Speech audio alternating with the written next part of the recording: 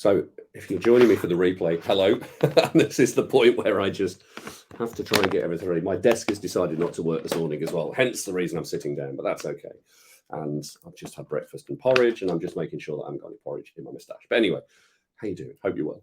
Today we're going to be talking about a little model from psychology, which I picked up a few weeks ago when I was doing my MSc, and it's quite cool. So I'm going to tell you a little bit more about that. So good morning and welcome to Mindfulness Monday, episode 13.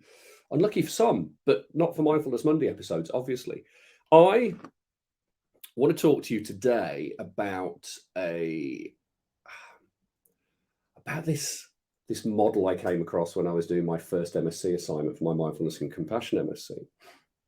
And it's a model by a guy called Lazarus, and it's a brilliant name. It's called the Transactional Model of Stress.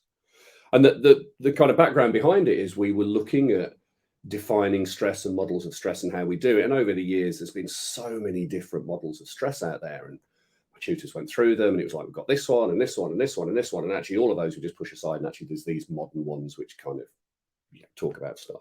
Because the original models of stress talked about some kind of physical stimulus which caused you stress. But I think we can all intuitively know and understand from the research that actually we can create stress within ourselves without anything physical going on. Those fear centers in the brain can kick off. We can have thoughts, we can have feelings, which, even if there's things not going on, which creates stress.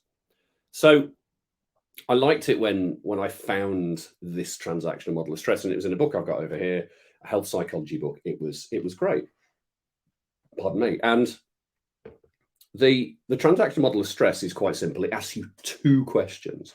I was going to bring up some slides here. So not those ones, obviously, or is it going to do it? Yeah, it's given me that one, hasn't it? I didn't want that one. But anyway, we'll come to do the two questions. I do need that one separately as well. I'm meant to be prepared for a Monday morning. So the transactional model of stress asks two questions. It asks, the first question is this stressful? So is this thing which I'm experiencing, is it stressful?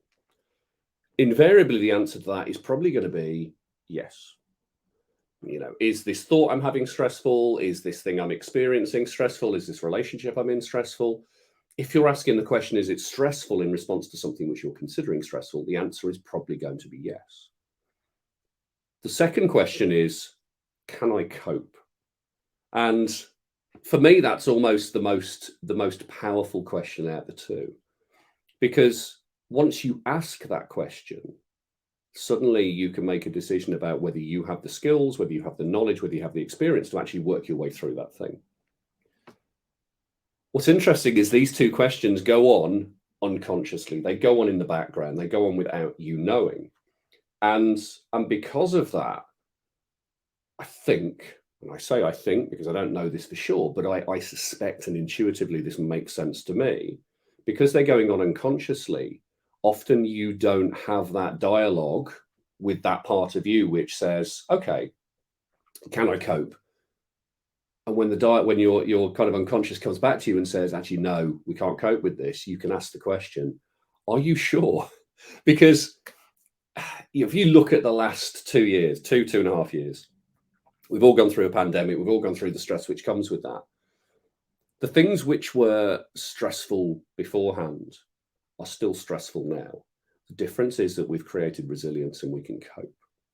So when you take those two questions and you bring them from your unconscious to your conscious, you can be very clear on what those questions mean.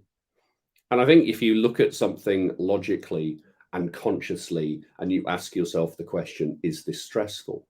And then you go off in a Byron Katie kind of direction, which is that true? Is that really true? And really kind of dive into it. You might come out with some very different responses. Something which you felt was stressful in the past isn't necessarily stressful anymore, but your initial response is, yes, it's stressful.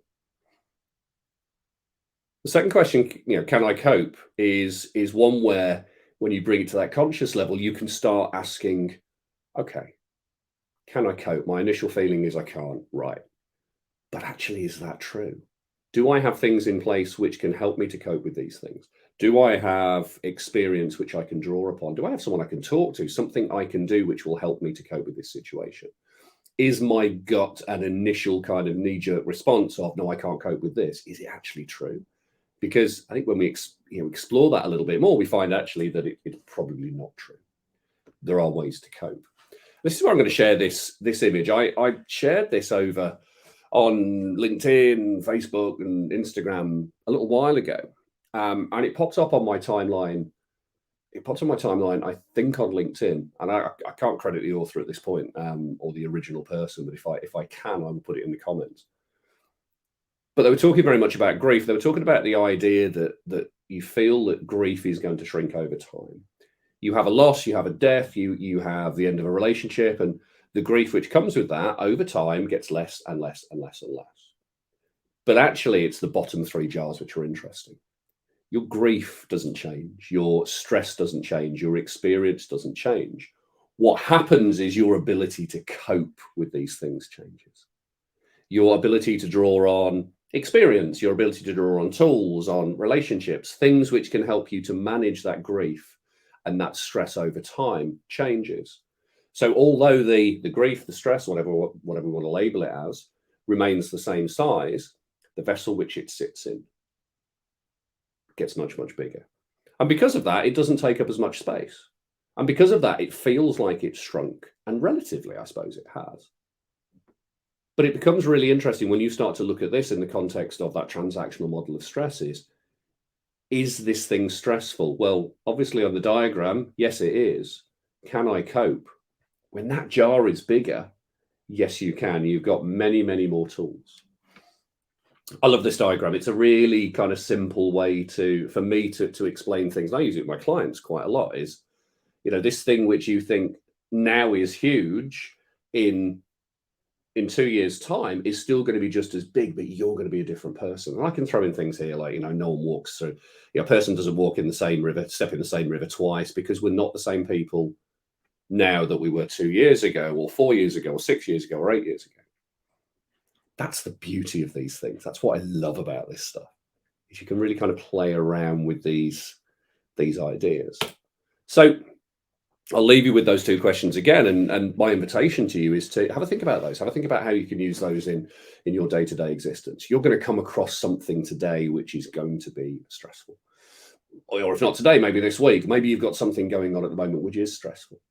And the questions I would invite you to go through consciously would be, is this stressful? And repeat that and ask yourself if that is true. And then if you're happy that it is stressful, although I don't think you'd be happy if it is stressful, but you know what I mean, then I would go and ask yourself the question, can I cope? But be truly open and honest with what tools, what options, what relationships, what things around you do you have which can help you to cope. One of those things might be having a conversation with me. There we go, blatant call to action. But have a look at those two questions. Lazarus's model is brilliant. It's a really useful model. And the fact that this goes on unconsciously and you can bring it consciously and you can explore it a bit more, I think is really powerful. So have a play with that. And thanks for listening. See you later.